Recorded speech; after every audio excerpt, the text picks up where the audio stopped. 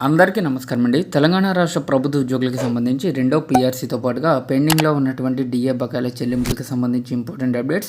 మొత్తం మీద 8,000 కోట్ల పెండింగ్ బిల్లుల చెల్లింపులకు సంబంధించి ప్రభుత్వం నిర్ణయం ఏమిటి?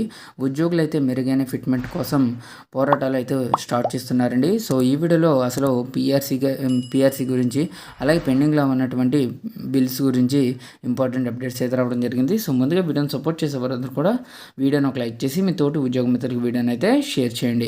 ఛానల్ని ఫస్ట్ టైం కనుక విజిట్ చేసినట్లయితే తప్పనిసరిగా సబ్స్క్రైబ్ అయితే చేసుకుని పక్కన ఉండే బెల్ సింబల్ని యాక్టివేట్ చేసుకోండి. పీఆర్సీ ఫట్ డిఏలు డౌటే. సో ఉద్యోగుల ఆశలపై సర్కార్ నీళ్ళైతే జల్లింది. సీఎం వ్యాఖ్యలపై ఉద్యోగుల ఫైర్ అయితే అవుతున్నారు. మెరుగైన ఫిట్మెంట్పై అనుమానాలు అయితే వ్యక్తం చేస్తున్నారు.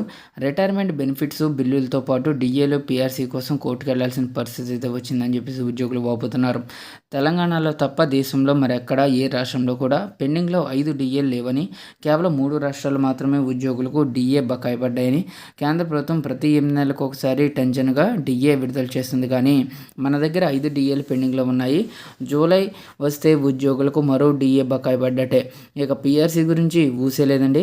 యాక్చువల్గా తెలంగాణ రాష్ట్రంలో 2023 జూలై 1 నుంచి కొత్త పీఆర్సీ అమలు చేయాల్సి ఉండగా పీఆర్సీ కమిటీ తన నివేదికను సమర్పించేందుకు సిద్ధంగా ఉన్నప్పటికీ దాన్ని స్వీకరించేందుకు ప్రభుత్వం మాత్రం సిద్ధంగా లేదు.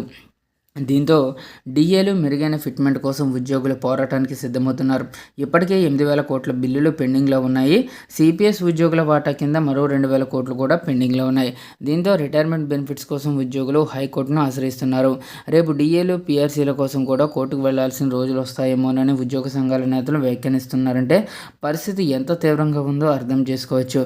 మొత్తం ఖజానా మీకే అప్పగిస్తా, మీరే పంచండి అని సాక్షాత్తు సీఎం రేవంత్ రెడ్డి అన్నారు అంటే ఉద్యోగులకు ఏమీ ఇవ్వబోమని చెప్పేసినట్టేనని ఉద్యోగ సంఘాల నేతలు మండిపడుతున్నారు.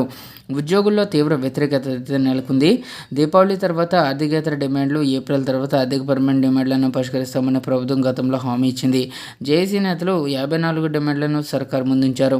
వీటిలో ఆర్థికేతర డిమాండ్లు 33, ఆర్థిక పరమైనవి 21 ఉన్నాయి.